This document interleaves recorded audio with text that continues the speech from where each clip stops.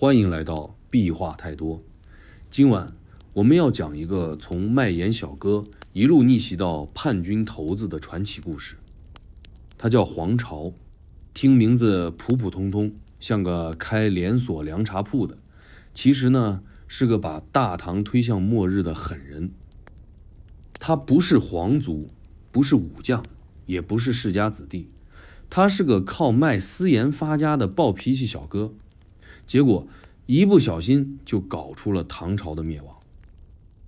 这个故事里有穷疯了的百姓，有贪到骨子里的官员，有皇帝都来不及跑的首都，还有一段比宫斗剧还离谱的命运狂飙。在你准备放松之前，先点个赞，点下订阅吧，也欢迎在留言区告诉我你的坐标和此刻时间。如果你心中有特别想听的历史人物或事件，无论是帝王将相、诗人文豪，还是热点人物话题，都欢迎写在留言区。你的建议很可能成为下一期的故事主题，让我们一起把这个频道变成属于大家的助眠故事角落。好，让我们一起沉入今晚的故事。黄巢出生于山东曹州，祖上是贩盐的商人。山东这个地方不一般，出人才啊！别看卖盐现在听着没啥，放在唐代那可是个又合法又暴利的行当。可惜朝廷对盐业控制得死死的，动不动就查封、征税、严打。于是黄巢家干脆转行搞黑盐，偷偷运，悄悄卖，赚得盆满钵满。黄家在地方上有点势力，黄巢从小见多识广，再加上他读过书，写的一手好诗，文艺气质拉满，却也脾气火爆。朋友劝他考科举，他咬牙试了5、6次，次次名落孙山。最后一次还气到写了首诗骂官府，里面一句冲天香阵透长安，如今看着像写菊花，其实字里行间全是我不干了的愤怒。其实黄巢的失败并不奇怪，那时候的科举考试已经变成了花钱进场、关系走门的游戏。寒门想出头，对不起，来，过来，这边排队，先排个30年。黄巢不想排，也不想再跪，于是开始混江湖。他投靠了一支名为王先知的绿林军。王先知是个经验老道的起义头子，搞事情那可是一把好手。当时天下大乱，各地盗匪如雨后春笋般冒出来，黄巢只是这滩浑水里的一滴墨，刚一落地就开始搅局。他加入王先之后没多久，凭着敢冲敢打的风劲，很快升职成副手。跟着他们走南闯北，烧城掠地，甚至几次打赢了朝廷正规军。朝廷本想快速平乱，结果打着打着，连皇帝都意识到，糟了，这群人不只是土匪，他们是要革命。起义队伍一路南下，到了广州，抢了个遍，结果被当地瘟疫重创，损兵折将，死得乱七八糟。王先知这个时候想投降，他说：“咱们现在趁着还有人头在脖子上，不如找朝廷谈个条件投降吧。”黄巢一听就急了，他是那种下定决心走上造反这条路的人，不达目的那绝不回头。结果两人闹掰，王先知被干掉，黄巢顺势接管了整支起义军。接下来是他真正的高光时刻，他带着人马一路北伐，烧到洛阳，冲到潼关，一路杀进长安。一个卖盐的居然成了推开皇城大门的主角。长安那时是全球第1大城市，文化、商业、皇权集于一体。可就在黄巢进城前，皇帝唐僖宗已经悄悄跑路了。跑得有多狼狈呢？连宫女都来不及带，妃子也得自己背包跑路，连国库都没来得及锁。黄巢进了城，没有像别的起义军一样烧杀抢掠，而是干了一件惊天大事，对他称帝了。他给自己起了个国号叫大齐，听着挺正规，但本质上还是个没有地基的空壳政权。他想搞一个比唐朝更好的制度，可问题来了，他的军队没文化，地方官不听他，老百姓也不买账，他靠杀人压服百姓，靠征税来养兵，搞得大家活得比以前还惨。这时候朝廷那边也没闲着，他们请来了一个能打的狠人，这人就是李克用。李克用是沙陀族的大将军，作风彪悍，手段果决。朝廷承诺，只要你能把黄巢干掉，疆土任你挑。李克用也不客气，一出马就把黄巢打得节节败退。黄巢的军队士气低迷，人心浮动，内部分裂越来越严重。他手下最信任的将领朱温也开始打起了自己的小算盘。朱温这个人后来是历史大反派朱全忠，朱温是他的本名，而朱全忠是唐朝末年赐予他的封号。但在这一阶段，他表面上对黄巢忠心耿耿，实则偷偷跟李克用联络。他一边拖着黄巢，一边给敌人送情报，终于在一次关键战役中，朱温临阵倒戈，黄巢兵败如山倒，仓皇逃跑。他逃到山东老家，试图东山再起，但连想回老家种田的机会都没有。他被困在一个山谷中，四面楚歌，最终他命令侄子杀了自己，落得个自尽而终的结局。他的尸体被暴晒在城门上，百姓围观、议论、叹息。曾经要推翻世界的人，最后却成了别人口中的笑话。黄巢死了，可唐朝也没能活太久，大厦已经倾斜，哪怕轻轻一碰，也能让它彻底崩塌。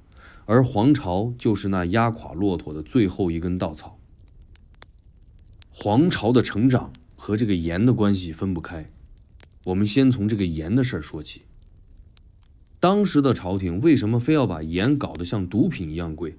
这事儿说到底是钱的问题。唐朝的财政早就破破烂烂，打仗要钱，修宫殿要钱，皇帝吃穿用度也要钱，可国库里空空如也。怎么办？那还说啥？征税呗，尤其是对老百姓用的最多的盐。盐是生活必需品，不吃不行，一提价就有钱收。于是政府干脆搞出专卖制度，你家产盐也不行，必须卖给官府，再由官府统一卖给百姓，价格翻倍还限量供应。听着像现代企业统一渠道管理，实际上就是垄断勒索。这种体制一开始还能支撑起部分财政，可问题是全国百姓都被压得喘不过气，尤其是江淮一带的平民，本来收入就低，结果连口咸菜都吃不起。为了活命，不少人开始偷运私盐，黑市火爆的像早高峰的地铁。黄巢家的盐就是在这时候红火起来的，它不是个例，是这整个畸形制度下的产物。问题还不止于此，盐引发的不只是物价问题，它牵出的是整个国家治理的腐烂。比如，朝廷设了一个专管盐税的盐铁使，听名字就知道权力大得吓人，等于是掌握国家钱包的存在。这些官员只向皇帝负责，底下怎么盘剥百姓，那就根本就没人管。地方官贪得无底线，经查这些人严重违反朝廷的纪律，涉嫌严重职务犯罪，数额特别巨大，性质极为严重，影响极其恶劣。怎么那么耳熟？这一帮人才把盐税当成自家摇钱树，不交足额就吊打老百姓，甚至连锅碗瓢盆都能冲抵欠税。你看看当年这帮官员，这股逼疯百姓的风气也不是一朝一夕形成的。唐玄宗开元年间还是盛世模样。可到了后期，军阀割据，宦官专权，财政早已虚空。中唐之后，安史之乱打碎了中央权威，地方节度使自立为王，谁都不听朝廷指挥。而为了拉拢这些人，中央不断让利，能割的地都割了，能让的权都让了，唯一剩下还能压榨的，就只剩下百姓了。于是盐变贵，税变重，人变穷，日子变疯，各种暴雷，上访就打。更讽刺的是，这时候唐朝的政治风气还在表面维稳，文官还在讲仁政、礼义廉耻，皇帝还在作诗题字、养猫赏梅，可底下的世界早已脱轨，百姓活得像在求生游戏里，一边交不起税，一边担心哪天家人被抓走抵债。你再看那一个个道貌岸然的官员们，却照样升迁，京城贵族照样宴饮赏月，莺歌燕舞，天上人间，完全不知道自己站在一间马上就要崩塌的包厢里。黄巢就是在这环境里长大的，他亲眼看着自己家乡一条街的店铺一夜之间倒闭，朋友的父母被盐官打死，百姓卖儿卖女换饭吃。他不止一次抱怨这个世道迟早要翻，可当时没人信他，大家觉得这就是命，谁让你不是世家大族，谁让你没生在长安。但黄巢不是逆来顺受的人，他考科举失败，受尽官府羞辱后，曾在洛阳的城墙上写下几首诗，字字如刀。其实黄巢并不是第一个看不惯朝廷严政的人，早在他之前，民间就有许多小规模的反抗，比如破坏盐仓、劫运盐车、围攻盐官衙门，但都被迅速镇压。然而，朝廷每次镇压都只治标不治本，该贪的还是贪，该收的还是收。甚至有人在官场传笑话，抓100个私盐贩子，不如抓一个官员来得值钱。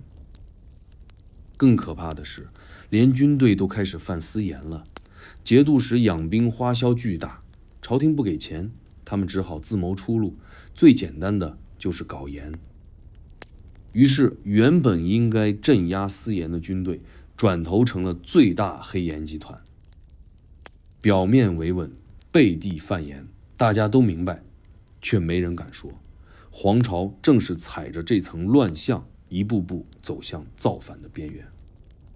他开始跟一些志同道合的人组织秘密网络，用运输私盐做掩护，实则联系起义力量。他们在村镇中散布，朝廷不灭，我们都得饿死。这种话放在别的年代是死罪，但当时却成了百姓饭后的家常话，说明什么？人心散了，国家已经病得不轻。黄巢不止一次劝人起义，但大多数人都怕官府报复，怕连累家人。他自己也犹豫过，他想过继续贩盐，赚够钱就躲进深山养老。可当他一次偶然看到盐官毒打一个老汉，只因为对方缺了1两银子时，他彻底爆发。他说：“我不干了，也不能再忍了。”从这天起，他开始招兵买马，秘密训练，把贩私盐的通道变成兵员输送线，把盐仓改成兵器库。他把自己多年的盐商人脉转成起义力量。盐在朝廷眼里是生意，在他眼里是武器。你用盐杀人，我就用盐起义。他给王先之写信：“你的人多，我有钱，我们合伙干件大事。”两人一拍即合，决定联合起义。他们的目标不是推翻皇帝，而是让百姓活着。正是这个让人活下去的念头，开启了一场连自己都无法控制的风暴。起义在当时并不稀奇，哪年不闹？问题在于这次动静特别大。王先之出身底层，早年就打劫过盐官的仓库，是老资格的江湖豪杰。和黄巢一文一武，一个管粮草，一个带兵，堪称完美搭档。起义初期，他们打的口号是除暴安民。我们不是为了当皇帝，只是让大家别再被逼得没有活路。这种话听着不新鲜，但当百姓真看到他们把贪官拉出来游街放粮食免盐税时，一瞬间整个河南、安徽、湖北、江西的老百姓都炸了锅。王先之带着人一路杀到扬州，黄巢则绕道攻破南昌，两人分头出击，步步推进，攻城略地。一路上只要是朝廷官员，全都溃不成军。朝廷反应倒也不慢，连夜调派各地节度使围剿。可问题来了，这些将领根本不想打，他们表面请命出征，实际上一路慢悠悠，有的甚至还暗中放水，巴不得黄巢干掉对手，自己好趁乱捞好处。唐朝这会儿的军政系统已彻底分崩离析，中央下令，地方看脸，能不能执行全看心情。黄巢这一头越打越顺，他们占据地盘后没搞杀戮，而是按部就班治理，用的竟然是一套他们从朝廷那里学来的官制模板：设郡守、立仓库、分粮草、免赋税。黄巢甚至还建立了义学，教孩子识字。这一手操作不仅收买人心，也让不少原本忠于朝廷的文士动摇了。有个叫郑田的地方官私下感叹说，这群贼比朝廷靠谱。你看，真正的悲剧不是敌人太强，而是你自己太烂。就在这时，朝廷开始慌了，接连派了3波兵围剿，但每次都被打败。王先之曾在一次战斗中生擒对方大将，当场写信给皇帝，骂他养贼为官，逼人造反。唐僖宗气得直摔茶杯，却毫无办法，唯一能做的就是调用更多兵，可兵从哪儿来？没人愿为这烂摊子卖命。于是朝廷强征民夫，抓壮丁，结果可好，引发了更多暴乱。百姓一边逃兵役，一边加入黄巢队伍，整个中原像锅滚水，到处是蒸汽和沸点。不过这个起义也不是铁板一块。王先之个性张狂，开始有点飘。他在扬州大摆宴席，招妓饮酒，把军费乱花一通，引起部下不满。你看看这臭毛病，从下至上都一个臭德行，就是这点爱好。咋办呢？就好这口。黄巢劝他低调点，王先之反对，你那套书生架子别拿来吓我。二人间嫌隙日渐加深，终于在一次会议上彻底摊牌。黄巢想主张北进长安，王先之则主张南守江淮。吵到最后，黄巢拂袖而去，独自带兵离开。这时候历史开始拐弯，王先之果然如黄巢预料那样，被朝廷集中兵力包围，在湖北被直接击溃。逃亡途中，他想投降换命，结果被部下活活砍死，脑袋送去秦赏。消息传到黄巢耳中，他沉默良久，只说了一句：要么赢，要么死，绝不投降。从这一刻开始，他的眼中已无退路。黄巢一边整合残部，一边继续北上。他没有退避，反而加快了进军节奏。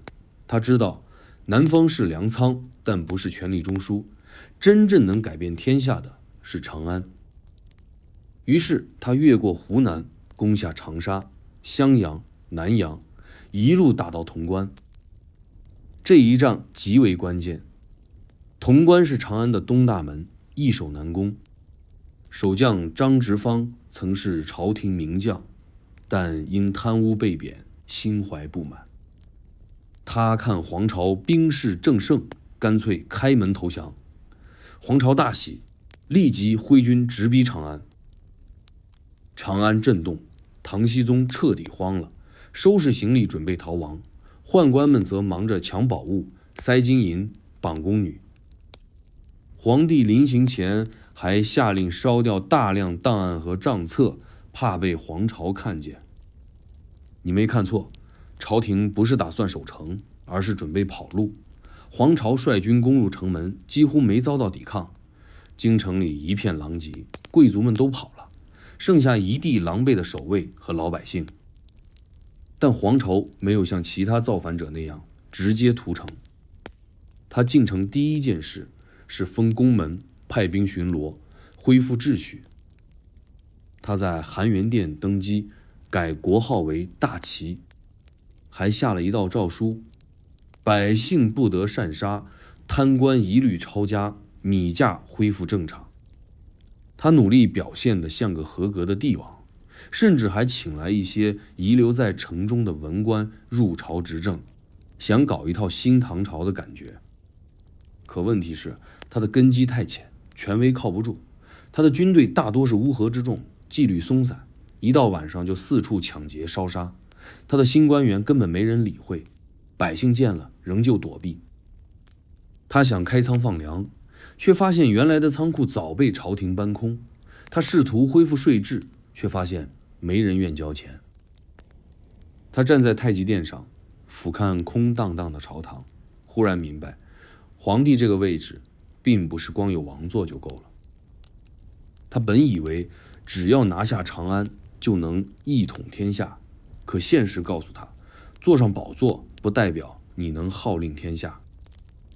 他不是没文化，也不是没野心，而是忽略了一个事实：皇权是常年积累的系统工程，不是一场逆袭就能完成的。他坐在龙椅上的那一晚，天降大雨，宫殿漏水，仿佛预示着这一场起义登基的盛宴注定只能短暂。长安这座曾经万国来朝的城市，在皇朝手里变成了一座空城。街道上满是焦黑的屋瓦和翻倒的车架，风一吹，碎瓦声就像哭一样凄惨。百姓原本以为新皇帝能带来希望，可现实是3天之内米价直接翻了3倍，10天后连尸体都没人收了。皇朝进城后想维持秩序，可军纪崩得比他想象的更快。起义军里有前农民，有流民，有劫匪，他们从来没当过官，更没守过规矩。皇朝下令严禁劫掠，可一转身，自己手下的将领就在抢金银、抓女人。对他来说，后面维持这座城比任何战场都难打。朝廷虽然逃了，但并没死。唐僖宗带着宦官和贵族逃到了成都，躲在蜀地山水之间，吃着火锅，搓着麻将。逃命途中，他还搞出个笑话，因为宫女太多，山路太窄，只能弃人留香。那些昔日锦衣玉食的宫女被迫流落荒野，沿途乞讨，成了流民。而皇朝这边也渐渐发现，他能攻下长安，但不代表能守。粮草短缺，兵心涣散，整个政权像一座刚搭起来的纸屋。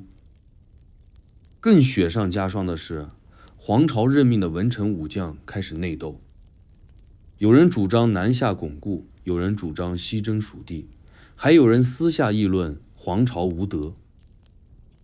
那些被他强行请来的文官表面恭顺，私下写信给唐僖宗，劝皇帝伺机复国。皇朝看似坐在龙椅上，其实是坐在火盆上。他尝试整顿军纪，恢复税制，甚至搞过一场百官会议，想给天下一个稳定信号。结果刚开完会，外面就传来兵变，一个叫上让的将领闯入宫中，砍死守卫，大喊：饿了3天还开个屁的会呀！皇朝气得拔剑处斩，但从那以后没人再听他命令。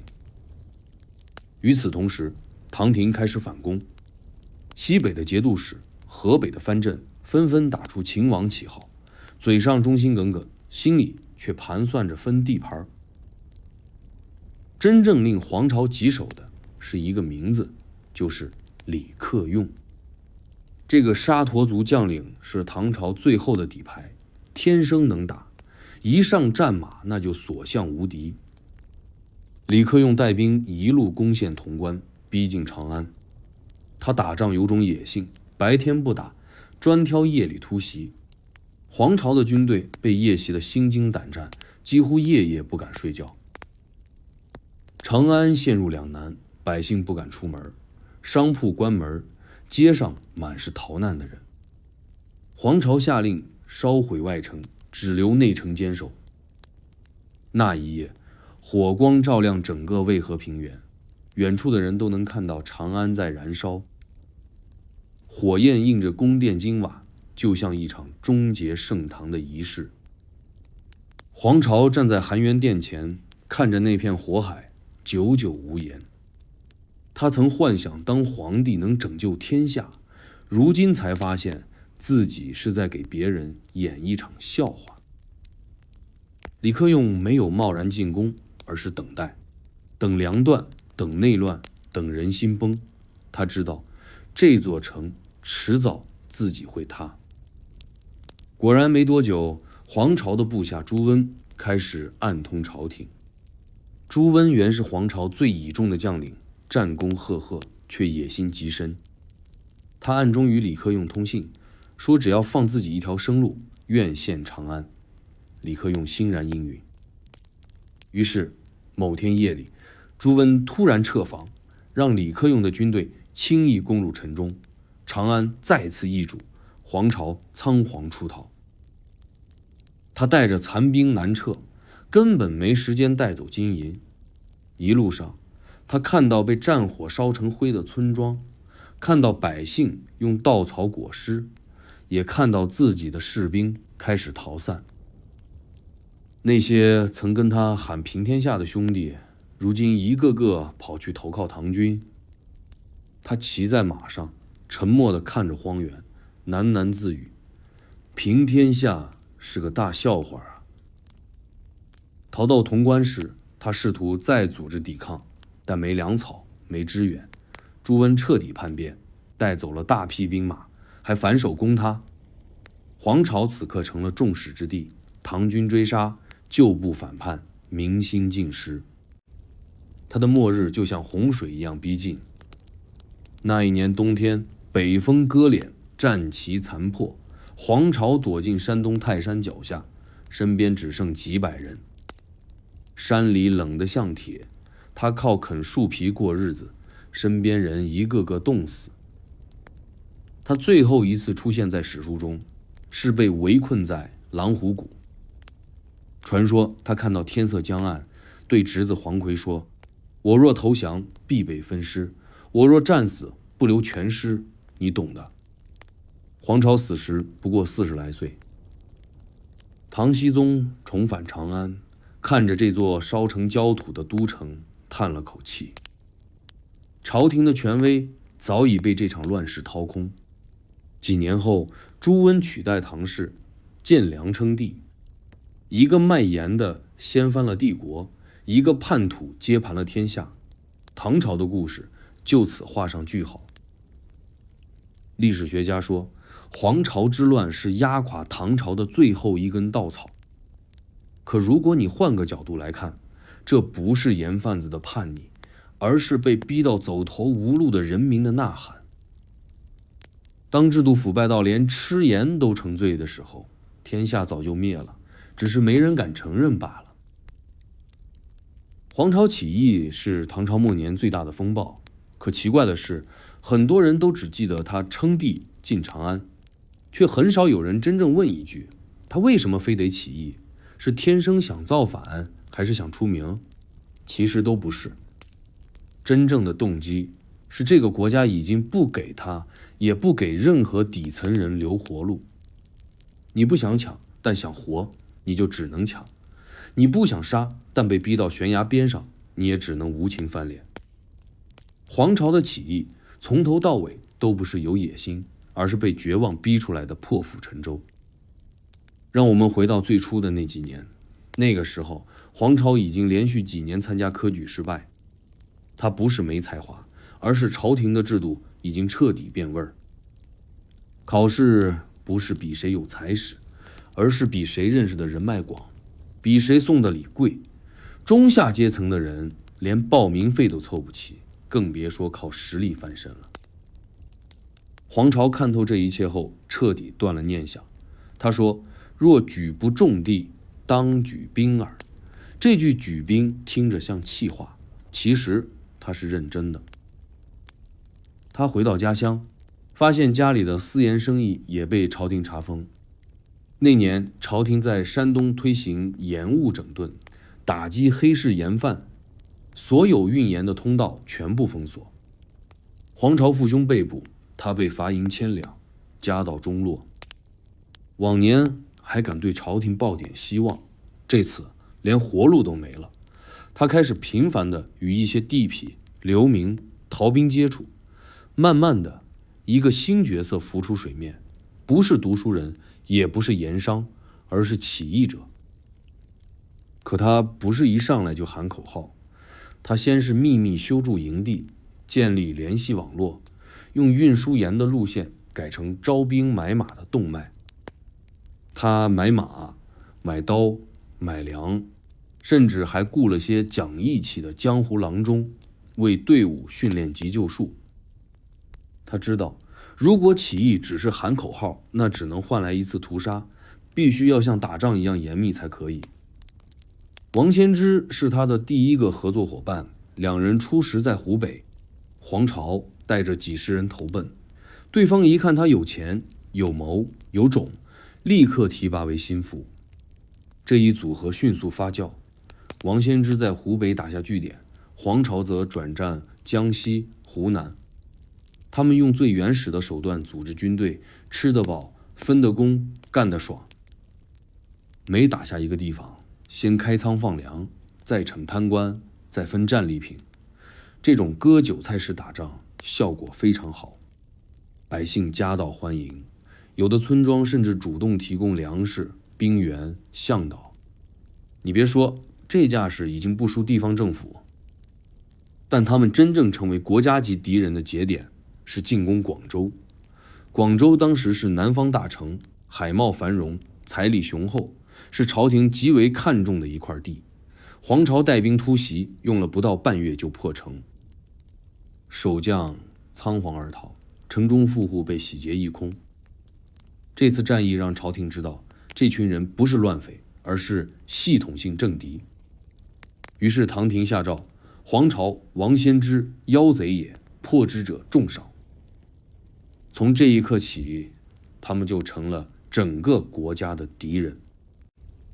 但广州之战并非胜利的代名词。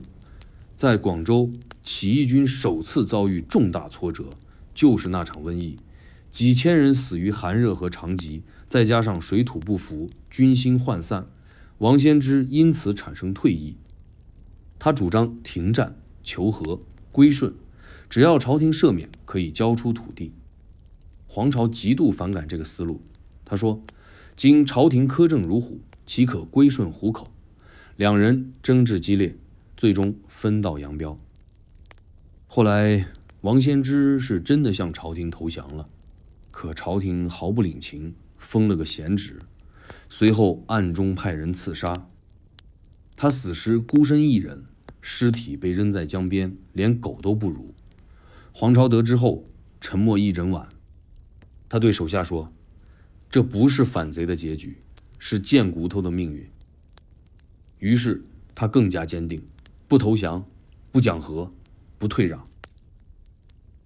接下来的几年是黄巢个人光芒最强的时刻。他带着剩下的部队从南往北，穿越山川，攻破城池，一路打到洛阳、潼关，最终杀入长安。他的军队不是正规军，但他每打一城都建立简易政务系统，设官、分田、放粮。他希望重新塑造一套秩序。他不是真的想称帝，而是发现只有站在皇位上，才能让那些原本瞧不起他的人听话。可理想和现实差了108000里。他坐上龙椅的第一晚，就被文官围攻，将领勒索，百姓骂街。他以为称帝能收人心，结果百姓说，这贼当了皇帝，我们还得纳税。他以为可以重建社会，结果下令征粮后，连邻近的村庄都起义反他。更讽刺的是，他的起义原本就是为了不给官府钱，可如今他自己也在催税，人设彻底崩了。黄巢自己也痛苦，他曾在日记里写道：“我望天而叹，何以为民立命，终不被民所容。”他终于明白，皇位只是一个符号，撑不起制度，也换不来信任。他尝试治理、改革、求稳，可军队不听话，文官不服气，百姓不买账。他原本以为只要推翻腐朽就能建立新秩序，结果发现新秩序的成本更高、更难、更不可控。他一度试图退位，把大旗交给副将，但没人敢接，都知道这位皇帝只是火山口上的临时租户。有人甚至私下说，这不是一场起义，是一场国家级的表演。而他自己也慢慢成为被这场表演吞噬的那个主角。黄巢不是疯子，也不是魔头，他是无数个被困在体制夹缝里的普通人的缩影，只是他比别人脾气更大，更有力气，更敢爆发。他不信命，也不信皇权，他信的是，我凭什么不能像人一样活着？而当这个信念最终带他站上帝王之座，他却发现那个位置比地狱还冷。黄巢进长安不是偷袭，而是堂堂正正地打进去的。这事儿吧，说起来也荒唐。一个民间盐商率兵一路打穿唐朝的精锐防线，直捣都城，把皇帝赶得连夜跑路。堂堂王朝竟没人能拦住他一脚。这就像你邻居某天突然宣布我要当市长，结果还真把政府大楼占了。那一年的长安街道已经荒凉，百姓听说黄巢进城，第一反应不是恐惧，而是好奇。有人在家门口摆桌子看热闹，有人搬凳子守在路边看这位新皇帝进京。他们并不忠于唐朝，只是习惯了乱。李唐江山到这时已经靠惯性维持了2个世纪，百姓对皇帝的情感早已淡漠，就像对一个长期催缴物业费的物业公司，无所谓你换哪家，只要别再乱涨价就行。黄巢进入长安后，第一件事是清理城内官员名单。他不砍人头，而是派人去各家劝退，给你3天时间卷铺盖滚蛋。很多官员直接换了衣服跑路，有些人甚至来不及收行李，留下成堆印章和政令。朝堂成了一片空地，宫殿门口挂着的诏令牌落满灰尘。他下旨废除苛税，废除贪官，没收家产，恢复正常盐价，宣称要让庶民皆得食盐而不乏。这话说得漂亮，老百姓听了也点头。可问题是，他手下这些军人根本不懂怎么去治理一个城市，更不懂粮仓怎么管理，税收怎么发放。于是城里表面恢复秩序，其实呢却乱成一锅粥。黄巢想搞新政，可新政要人执行，他任命的官员多是自己手下将领起义的兄弟，文不成武也半吊子。有人连文书格式都不懂，有人连赋税怎么算都不会。更荒唐的是，他找不到能掌握户籍的人，结果一口气派出3批人去各区清点人口。结果是3批人3套数据，谁都说自己的数据最准确。朝堂像个互不搭理的群聊，谁都在说话，谁都不听谁的。最关键的问题是粮，长安没有粮啊！原来的储备粮早在唐僖宗逃跑时被转移或焚毁，黄巢进城后只剩下几个空仓库和几个账本。他不得不下令全国征粮。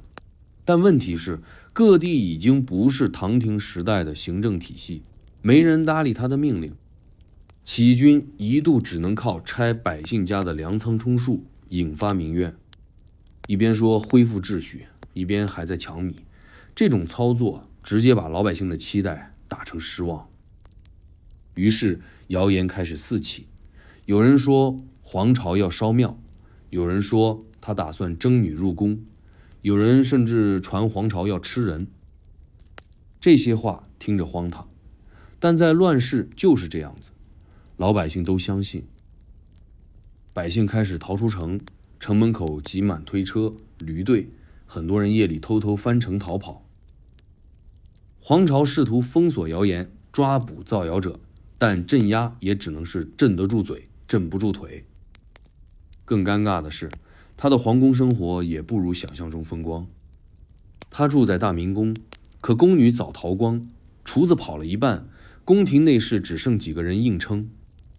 他吃饭靠临时征集厨子，菜色单调，甚至连热水都要清兵去提。他自己写信说：“此殿不暖，墙下漏风，宛若荒坟。”连当皇帝的最低体验感都没有。同时，各路秦王之兵开始集结，李克用率兵从西北杀来，朱温则从河南掉头而回。曾经的铁杆部将也开始跟他玩两面派。黄巢面对四面围攻，只能设法抵挡。他设下防线，派兵驻守潼关，但敌人不是唐朝以前那种打仗要奏折的拖拉军队，而是李克用这种见人就杀、见营就烧的狠角色。李克用采用游击战夜袭黄巢营地，每次都带走几百人头，黄巢被打得不知所措。他原以为占据长安就能坐稳天下，没想到这只是噩梦的开始。他曾一次在宫中吐血，侍从吓得连夜请太医。他苦笑道：“不用了，此身非黄也，已是囚。”长安渐渐成了死城，官不治政，兵不听令，百姓逃空，田园荒废。黄巢试图搬迁都城，但方向未定，众将意见不合，内部争吵不断。最后他决定南撤，准备退守山东老家，再起炉灶。他带着几万残兵撤出长安，在城门口回头望了一眼，那个曾经他梦想中的皇城，如今满目焦黑。他说：“不，这不是我想要的江山。”这一句话道尽了一个起义者从幻想到清醒的全过程。他不是不努力，也不是不聪明，而是现实比他预料的更冷。他曾以为只要推翻腐朽，就能建立新秩序，却没料到自己根本撑不起这副沉重的骨架。黄巢的梦想是干净的，可现实却是血与火。他想当的是救命者，结果却没想到直接玩砸了。后来朱温开始名声大噪，他打着复唐的旗号，收复各地，镇压余部，还上书劝唐僖宗早日归京。他把自己曾经的反贼头目彻底洗白。唐朝也没得选了，眼下只有朱温这个反叛出身的人还能打。他们给了朱温节度使、官职、封号，什么都答应，只求他来保住点面子。可朱温不是来当保安的，他很明确，李唐江山由我来接管。他表面拥唐，暗地里却开始架空朝廷。他在洛阳自建宫殿，建立自己的文武班底，收编所有旧部，连朝廷的财政也转到了他那边去了。几年后，唐昭宗继位，朱温看时机成熟，干脆进宫，把皇帝请到自己私宅，说要安全护驾，实际是变相软禁。他开始杀宦官，杀文臣，杀异己，一个个清理。到后来，他甚至直接把唐昭宗暗杀，扶持个小皇帝登基，接着一脚踢翻皇位，自称皇帝，国号梁。大唐灭了，灭在一个自己喂养的反贼手里，这场剧主角原本是黄巢，结果结尾落在朱温手上。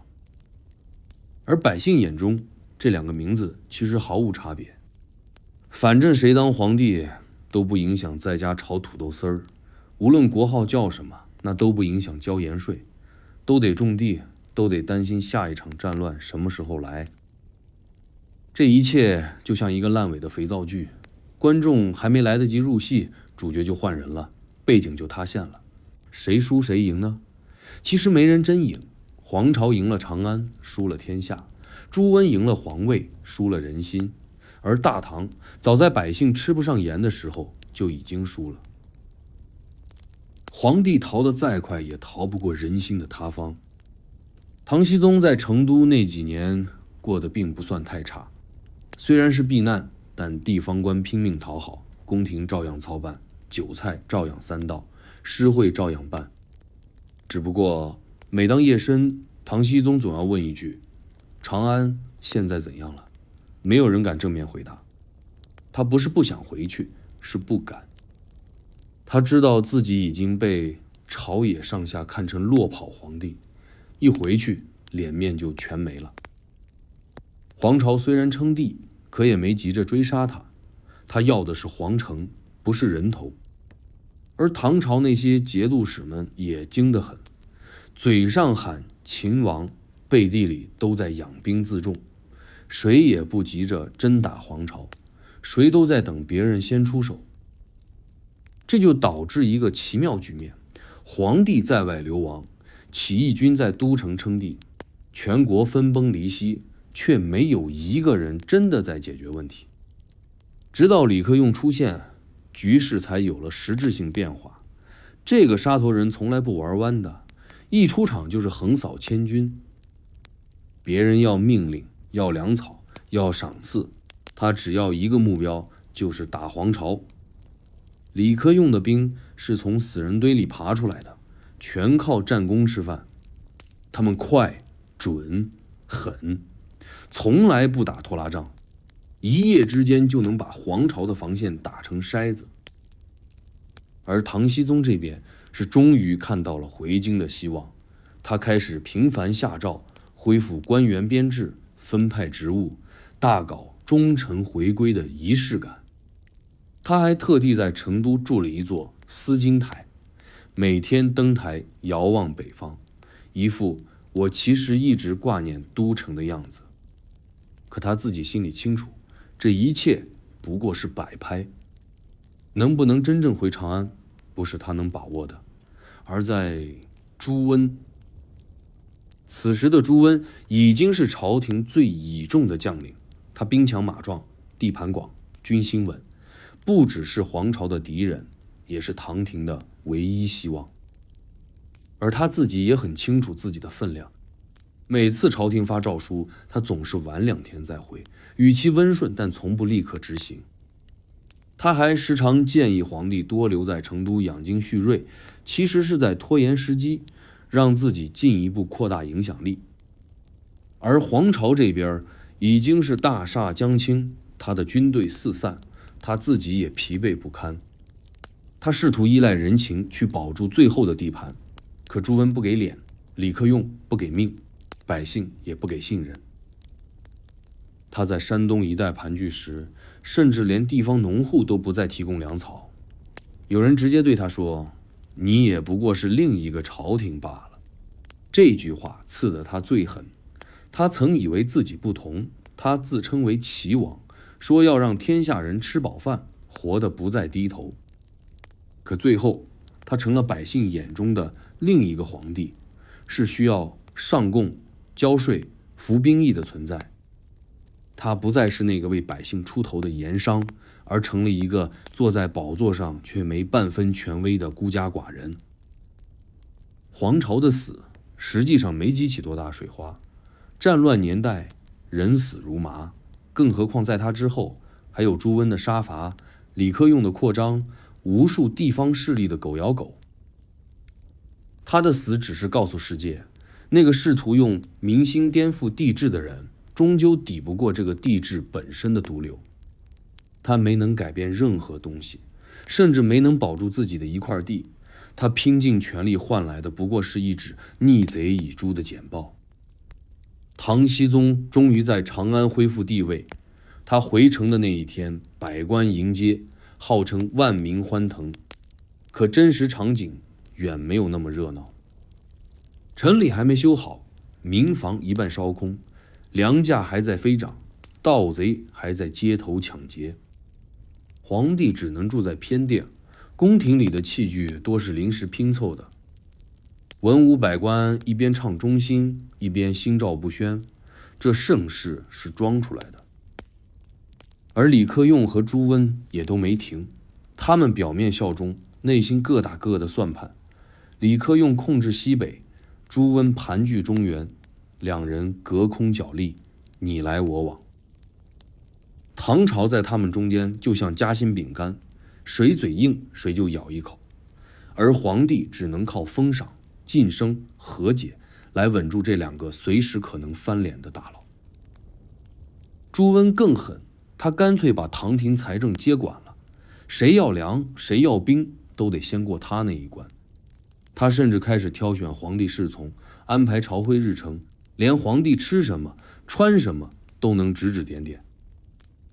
他在洛阳修建自己的宫殿，派出大量间谍打入朝中，朝廷成了他的剧组，皇帝成了话剧演员。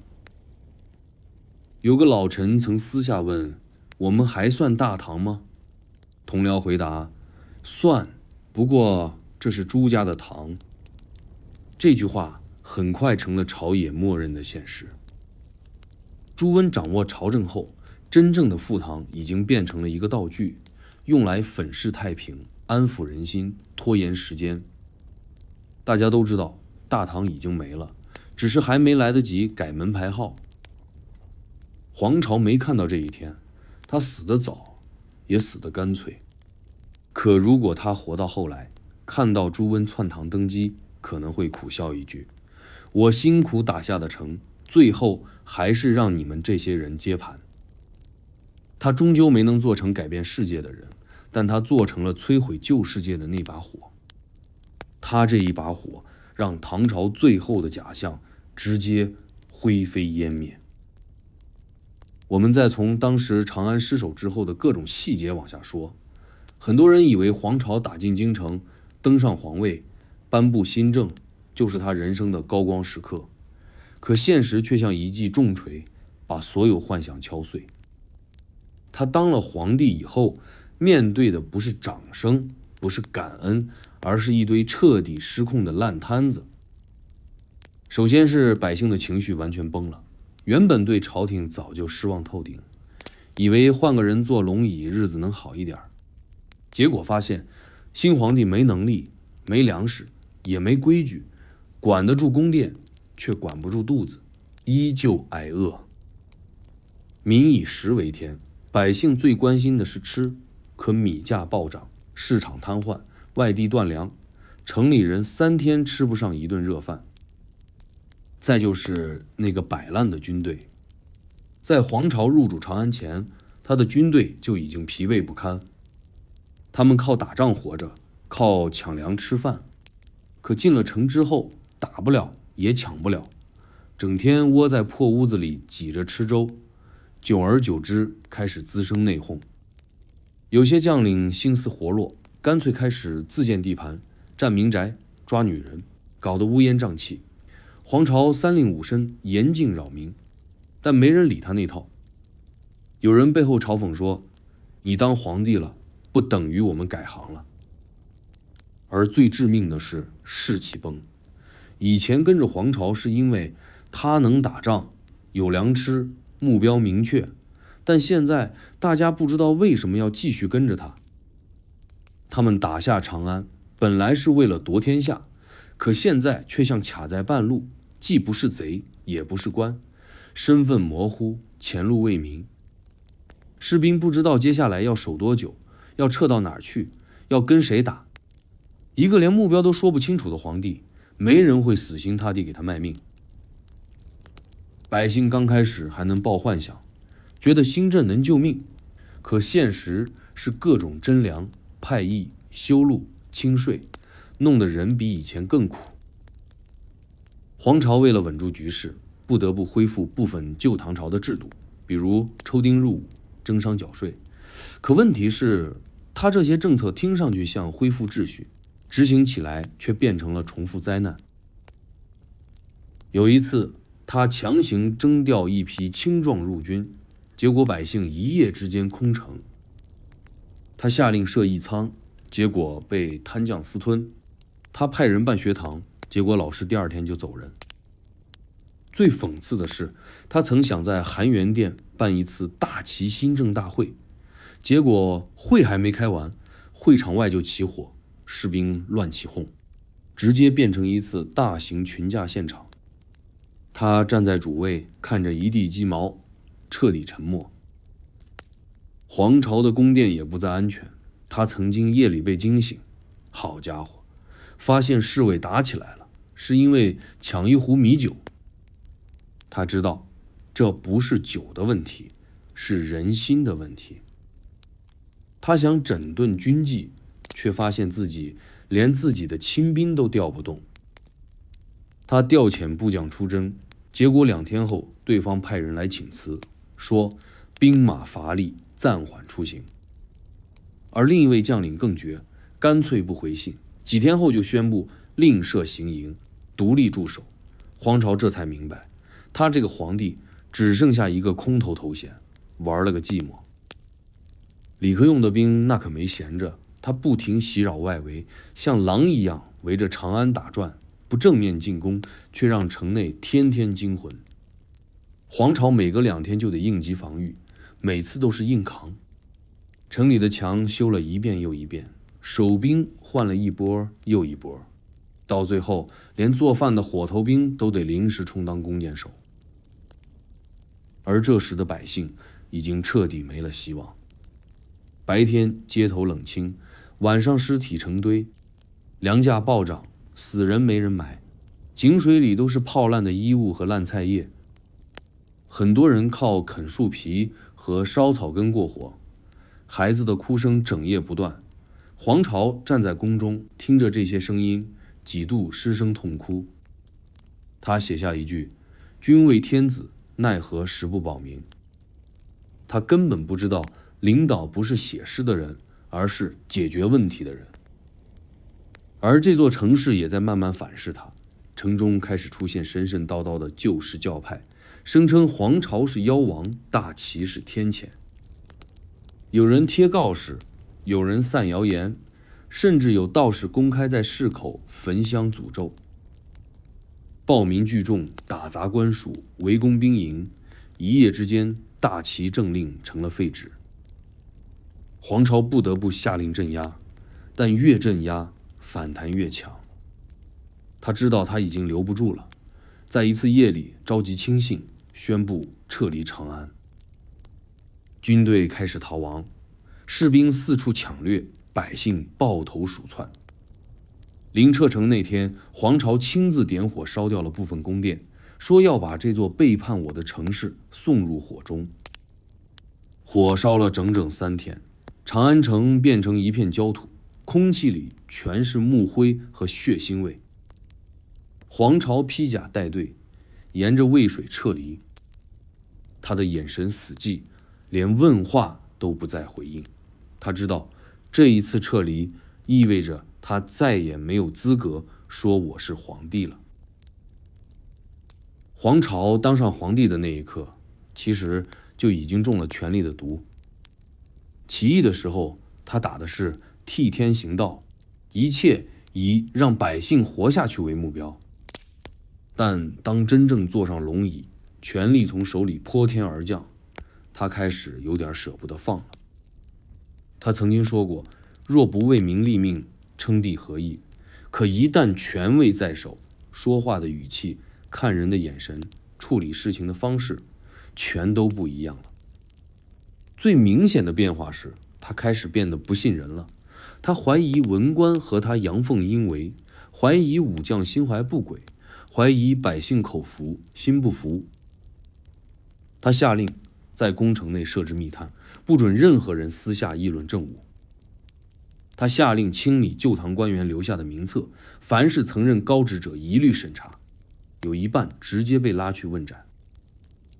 他开始模仿唐朝的那一套防内乱手段，可问题是，他比唐朝还草率，刚坐稳没几个月，就在搞肃清运动。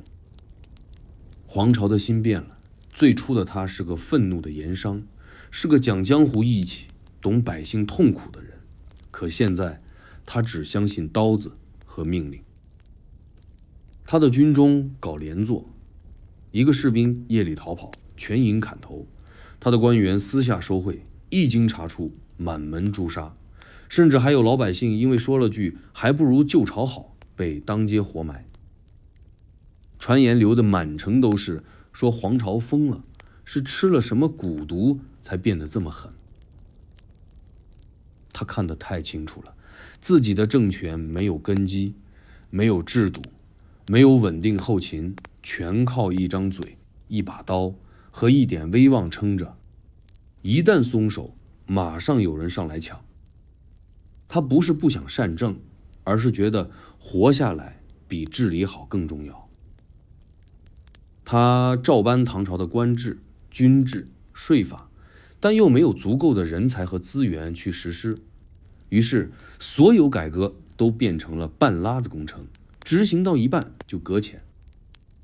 他设立监察司，结果监察官比贪官还贪。他搞统一征粮，结果各地官吏谎报虚粮，中饱私囊。他设义学，建仓库，兴手工业，可最后变成了空头文件，连老百姓都看穿了，换皇帝不换套路。黄巢很快意识到，靠自己的队伍是扶不起这张破桌子的。他想吸纳旧唐的文官，搞一次全面人才收编。他下令宽赦愿意归顺的旧官员，结果来了不少人。但这些人并不是忠于黄巢，而是实在混不下去了，才投奔新主。他们在朝中阳奉阴违，互相排挤，表面恭敬，背后写信给唐廷，表达仍愿效忠。黄巢发现后震怒，连续斩了数人，却越斩越孤立。他也试图重塑军心，想把原本松散的义军编成正规军，分设武卫，设官立制，甚至搞了点军规军纪。可原始问题还是那几个字：没钱、没粮、没人信。他发军饷得靠征粮，征粮靠官吏，官吏靠威慑。他的政令变得越来越急躁，一个月之内曾连下13道急旨，内容从征兵、屯粮、迁都、禁徭、抓奸、查粮、平民兵、筑新墙，几乎把能做的事全下了一遍。可他忘了，政令多不代表效率高，相反，百姓根本来不及适应，官员也懒得执行，最终只剩下命令在纸上自嗨。而此时，他的最信任的将领朱温也已经离心。朱温虽然起义时是黄巢的左膀右臂，可他从一开始就野心勃勃。他对黄巢的忠诚是建立在这人能打能赢的前提下。可当黄巢坐上皇位，开始怀疑，开始压制，开始搞军纪，朱温觉得这皇帝也不过如此。于是他开始秘密联络唐廷，打着为民除害的幌子，准备在适当时候翻脸。黄巢当然感受到朱温的异动，他尝试软硬兼施，一边给对方加官进爵，一边调他部将远离他身边，意图削弱力量。可朱温也不是傻子，反应比他快半拍，每次都先一步调兵，先一步布局。到后来，黄巢甚至试图借刀杀人，派朱温去打李克用，想看他被消耗。可朱温不但打赢了，还从李克用手里拿了块地回来。这下黄巢再也控制不住局面了。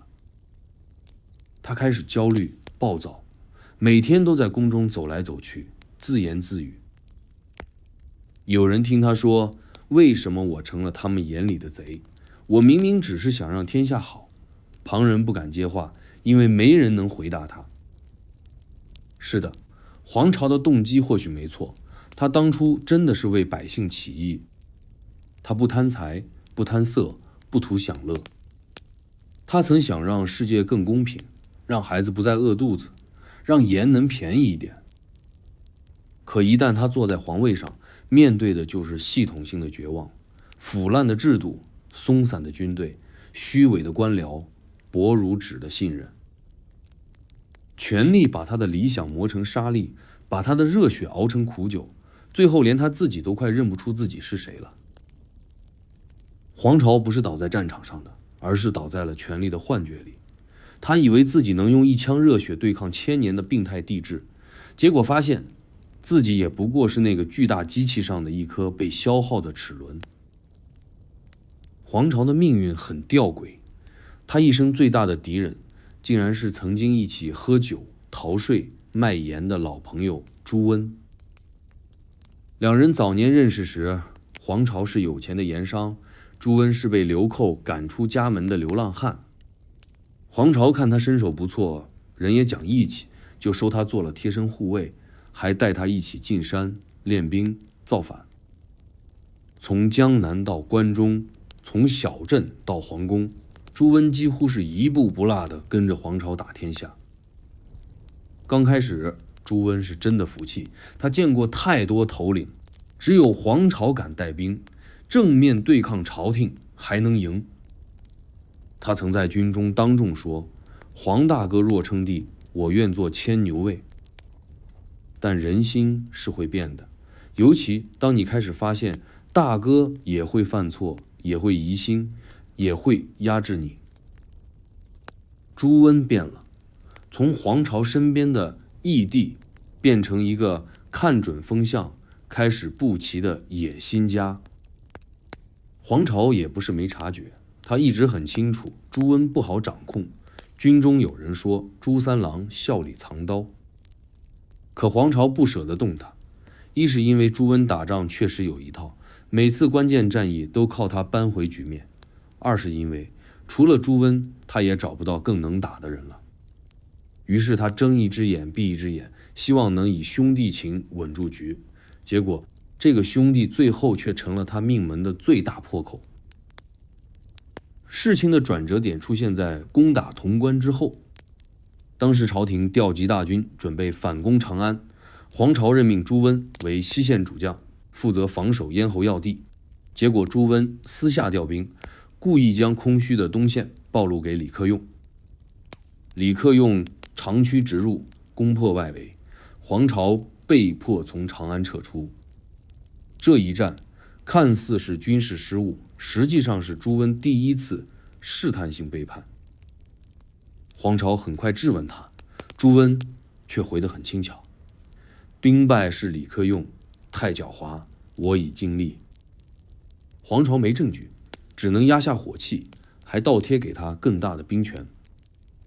而朱温回到军中，立刻开始挖人心、收旧将，暗中联络唐廷。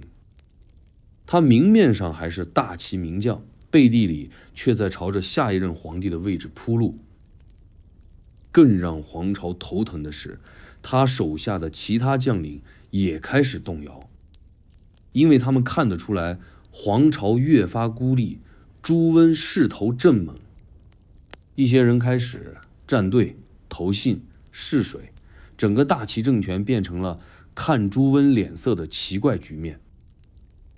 黄巢越来越像一个空壳领导，诏书下不动兵，命令传不出军。他在宫中怒斥一位官员阳奉阴违，对方竟当众回：“臣只听朱温将军。”那一刻，黄巢沉默了。他看着满殿文武，忽然明白了，这一群人原来不是忠于他，只是追着胜者的影子。他回宫那晚写下：“朱三郎非我弟也，乃天下贼也。”可惜这句话写得太晚。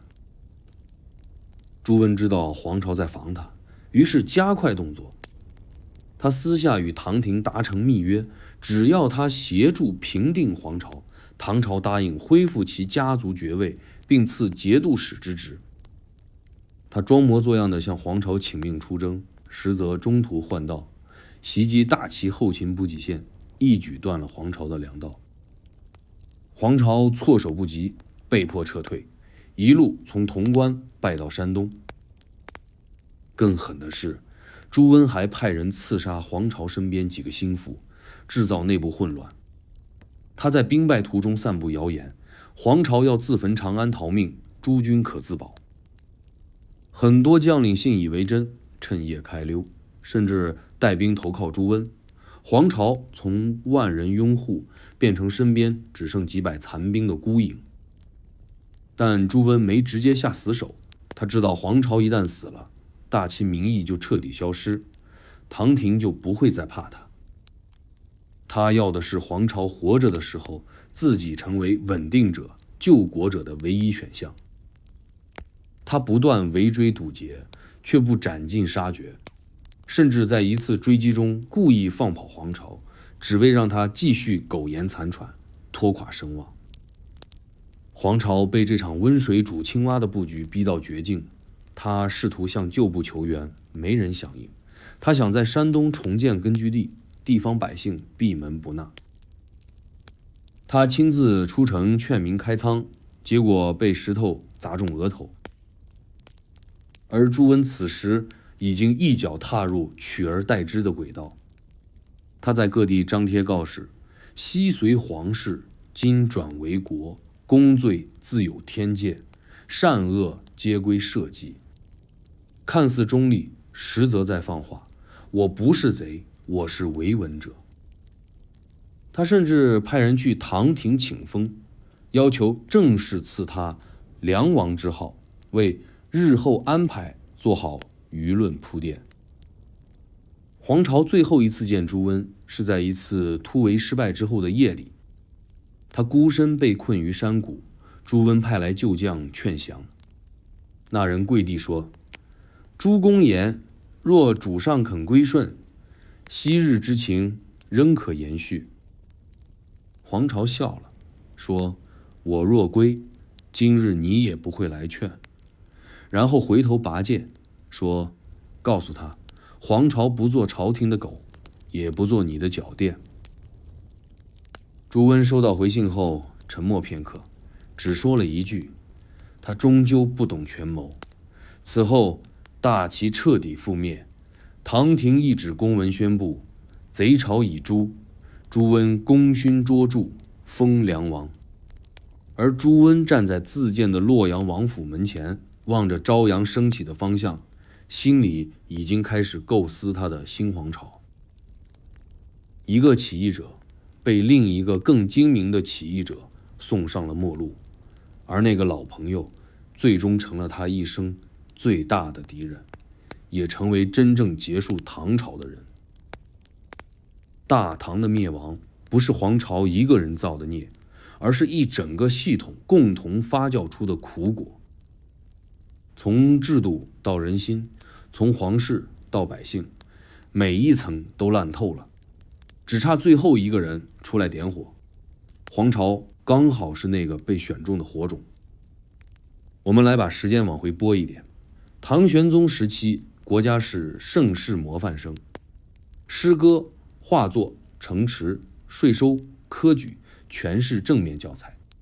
可从安史之乱之后，唐朝的政治开始脱轨，朝廷靠宦官把控皇权，皇帝像个傀儡，地方节度使逐渐独立成军阀，朝廷的命令传不到郊外，财政系统被一层层中饱私囊的官吏榨干，百姓纳税却连粥都喝不上。这种背景下，黄巢不是天降的破坏者，而是顺势而生的催化剂。他之所以能从一个卖盐的商人一路杀进长安，是因为国家早就没有能力组织起一场真正有力的抵抗。你以为他打赢了多少仗？不，那是对手根本懒得和你拼命。你以为他攻破的城防多厉害？其实都是空城计和内斗玩剩下的烂摊子。甚至在他称帝之前，就已经有好几股势力在观望。不是在观望是否反黄巢，而是在盘算黄巢倒台后自己能不能接手。大唐的后期就像一个濒临倒闭的公司，员工混日子，中层勾心斗角，高层已经跑路，突然有个外人进来收购，大家假装配合，实则等着看他笑话。而黄巢这个收购者没背景，没人脉，没现金流，硬是靠激情和愤怒盘活了一段时间。他曾试图搞制度改革，重新分配土地，恢复公平征税，还在长安设立救济仓库、义学、军需营地。可这些在烂泥地里建高楼的举措，很快就垮塌了。因为他能打，但不懂行政；能冲，但不懂管理；能兴奋地拉开局面，却无法冷静地维持局势。也正因为如此，他成了最容易被围猎的那只野兽。李克用看中他的位置，朱温看中他的失败，唐廷看中他的遗骸。所有人都知道，这一局只要他死，大唐不一定能救回来，但至少能稳住一时。可说到底，黄巢之乱真正反映出来的不只是一个失败的起义，而是整个唐朝系统性的自毁。它不是毒药，它是症状。真正的毒是那几十年、上百年里一步步积累的制度漏洞、权力掠夺、财政空转、政治腐败、军队放养、官员卖官鬻爵。比如节度使制度，一开始是为了地方自保，可久而久之，这些节度使成了实际上的土皇帝。他们私设税收，自养军队，上下其手，朝廷不能管，不敢管，也不想管。黄巢起义前，很多地方已经完全脱离中央控制，有的甚至自称本镇王，连年号都不挂唐朝的了。唐朝变成了一个名义上统一，实际上碎片化的政权。而宦官政治则更是一颗毒瘤。宦官干政从唐玄宗晚年开始，到唐僖宗时已经无法收场。权臣不是宰相，是太监，他们掌握禁军，干涉皇位继承，连皇帝吃什么都要干预。黄巢起义期间，朝廷调兵调粮的奏章多次被宦官扣押不发，一些该处理的战报也被私下销毁，只因为那不符合某位太监的喜好。而更可怕的是百姓的心理变化。盛唐时，百姓普遍认命，有苦不说，只盼明君。可到了黄巢起义那几年，民心已经彻底炸裂。村里人开始议论皇帝不如土匪，市井间流传贼兵来了反而给饭吃的传言。你以为这只是流言？不，那是真实的体验。在很多地方，百姓主动开城迎黄巢军，只因为起义军不抽盐税。这些声音就像地下水一样，在看不见的地方缓慢积蓄，直到黄巢。这场起义把地层彻底震裂。而这场动乱造成的破坏是系统级的，长安失陷不止一次，兵乱持续10余年，田地荒废，城市空心，百姓流亡，整个中原成了一个巨大的战后废墟。后来即便朱温称帝，也再无力恢复。唐朝虽然在形式上多撑了几年，但实际上在黄巢进长安那一刻就已经名存实亡。所以如果你还认为黄巢是一个搅局者，那你可能看清了他。黄巢之乱不只是推翻一个朝代的起点，它是一面镜子，照出了整个唐帝国从内部开始腐烂、病变、瓦解的全过程。而那副骨灰盒上正写着一行未署名的悼词：此国自坏，贼不过引火。黄巢的死说起来简单，是被侄子砍了头，但如果你真把这事儿只当成一场绝境自杀，那你就错了。他的死不是一刀了结，而是一步步走进了自己设下的结局。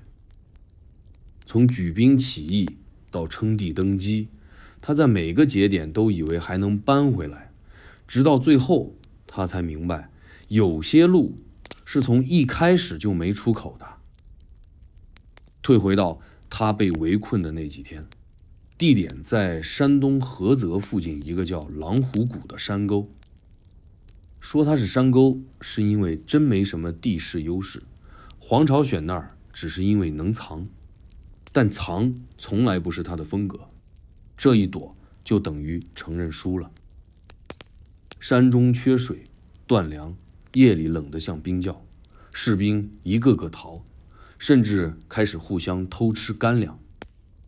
黄巢那时候已经瘦得脱形，胡子没剃，盔甲褪色，麻也瘦得皮包骨。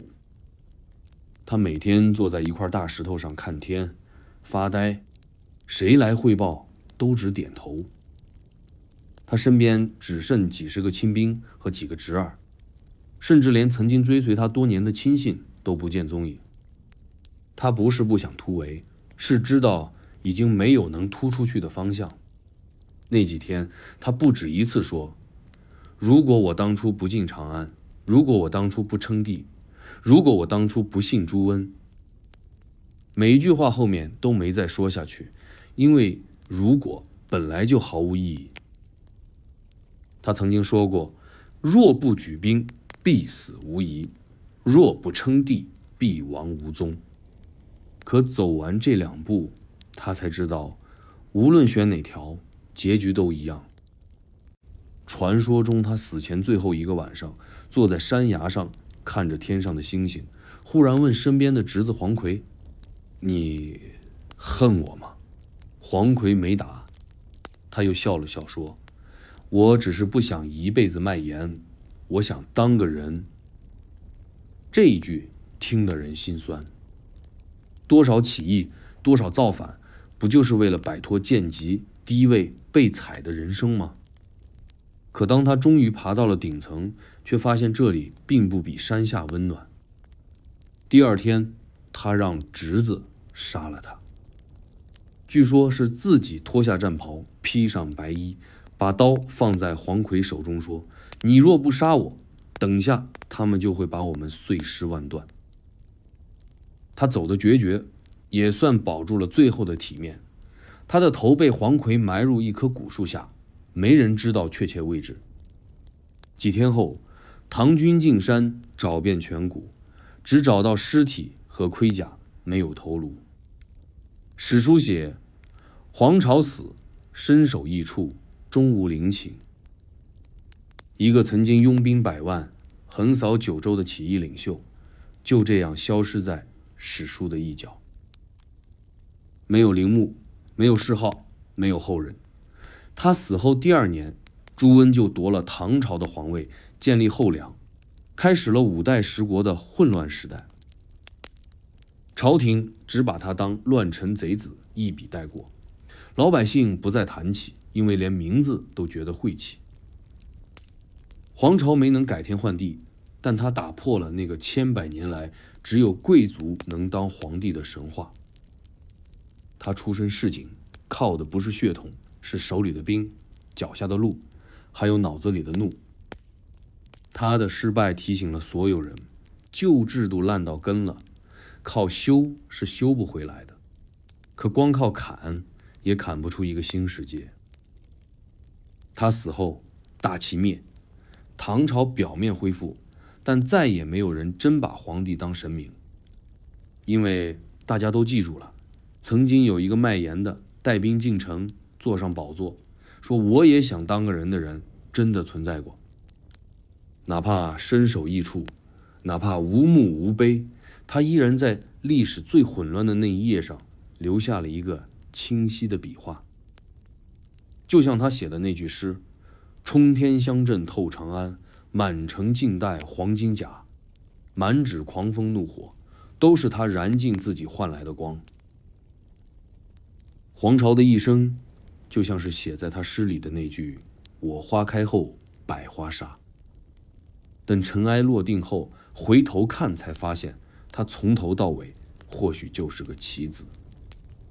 朱温这个人太聪明，聪明到从起义第一天起就没把自己当皇朝的追随者，而是未来的接盘者。他不是忠臣，更不是理想主义者，他是一个机会主义大师。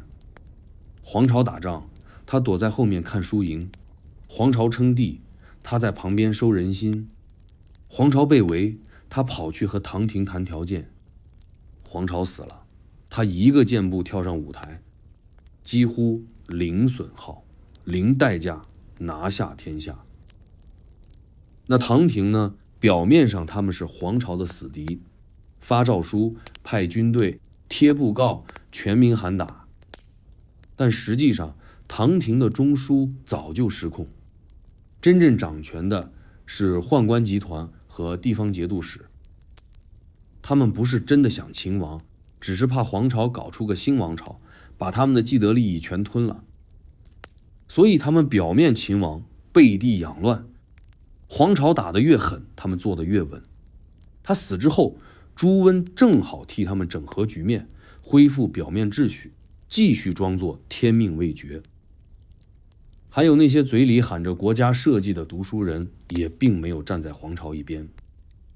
皇朝进长安时，邀请大批文人出仕，有人应了，有人拒绝，大多数是观望。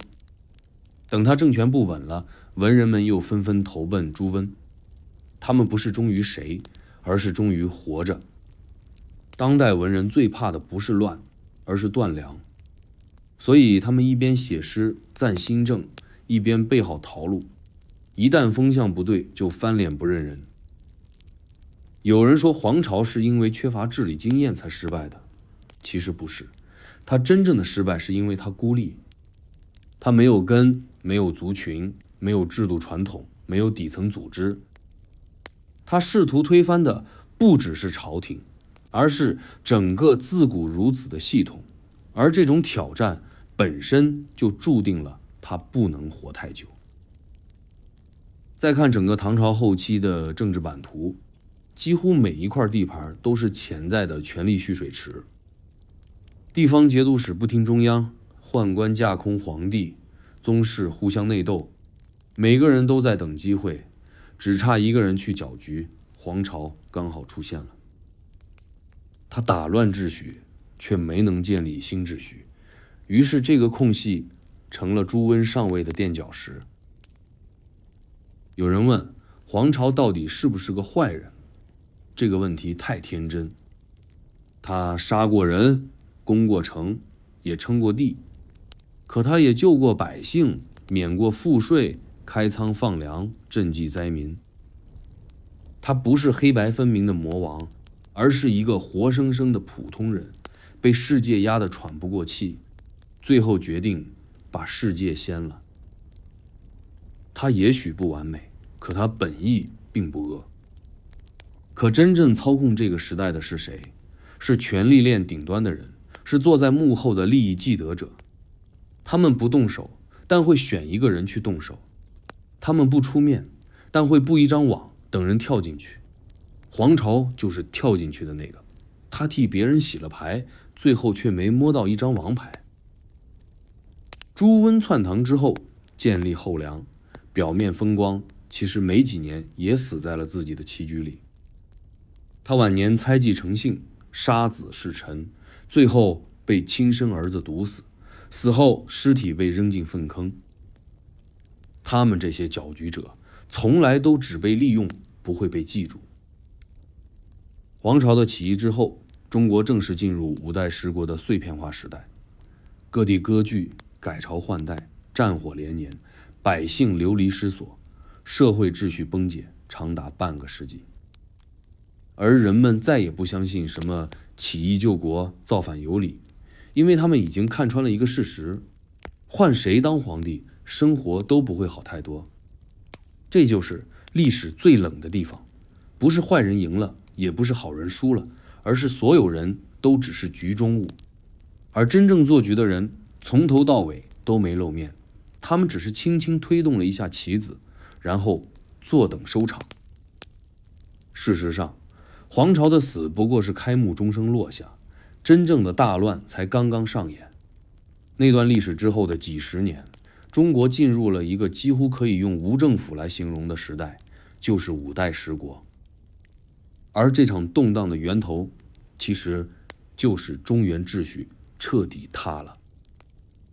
从黄巢起义到朱温篡唐，一整套原本还能靠惯性维持的帝国系统被彻底打碎，皇帝变成流亡主播，节度使变成地方大 V， 文臣武将都自带粉丝，人人都想争流量、抢地盘，搞得整个国家像个永不停歇的大型选秀节目，谁拳头硬，谁就是皇。但别以为这是黄巢一个人的责任，他不是那个制造混乱的人，他是那个第一个站出来说这个世界不对劲的人。他的失败不是因为他搞错了方向，而是他太早说出了那句真话，而这个系统根本没准备好去听。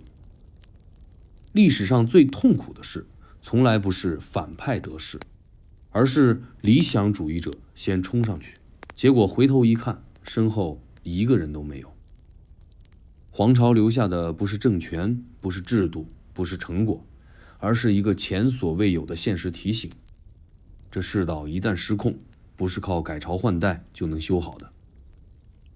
后来的历史学者写他，说他目不识丁，治国无方，德行不足，而更深远的影响是心理上的。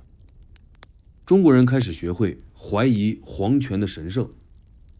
以前皇帝是天子，天生就该统治万民，可黄巢是个卖盐的，他也当过皇帝。这件事本身就像个符号，告诉世界，原来皇帝不是非得姓李，也不是非得穿龙袍。谁有兵，谁有胆，谁能拼到底，谁就能坐上去。在黄巢之后，中国的造反逻辑彻底变了，从之前的奉天伐无道变成我不想穷了，所以我造反；从替天行道变成我也能干。而皇帝也从真命天子变成先坐上去再说。他打碎的不只是一个朝代，还有一种统治必须合法化的文化幻觉。他没有王冠，也没有庙号，他只留下了一段滚烫的故事。每一个被逼到绝境的普通人都能在他的影子里看见自己当年那句我只是不想一辈子低头。好了，朋友们，故事也讲完了。那位从卖盐开始，最后燃尽自己改变世界的男人，终究没有等来春天。每一次不服从，每一次不认命，每一次我也想活得像个人的呐喊，都会像种子一样埋在人心里。这也许不会立刻开花，可总有一天它会悄悄发芽，让后来的人敢说不，敢去改，敢去走出那条旧路。闭上眼，让脑子放空，别再去想谁对谁错，也别纠结谁赢谁输。历史就是这样，总会留下一点什么，然后继续往前走。你已经在梦里了，一切喧嚣都离开了，只有风和远山，还有你自己的呼吸。愿你今晚睡得很好，梦里没有权谋，没有战争，只有你最想去的地方，最想成为的样子。